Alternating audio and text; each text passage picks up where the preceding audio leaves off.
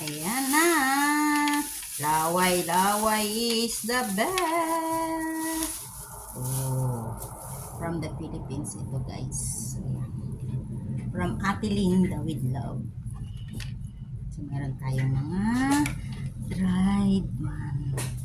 Ayan guys, meron tayong pusit. Ayan. So nakakakilala kay Tita Pusit, ito siya. At kay nakakakilala naman kay hindi ko alam anong klaseng isda ito guys.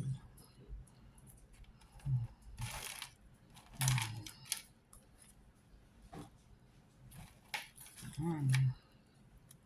Kilala ba niyo to? Ayan. Kilala niyo yan guys. So meron tayong ulam from Ate Linda with love. Yuck! Alam niyo yan guys.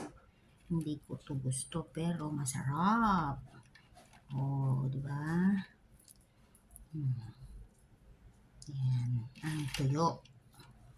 Ayan, tuyo. Ayan. At saka yung dilis guys. Ayan, dilis. Sabi ng dilis. Ayan.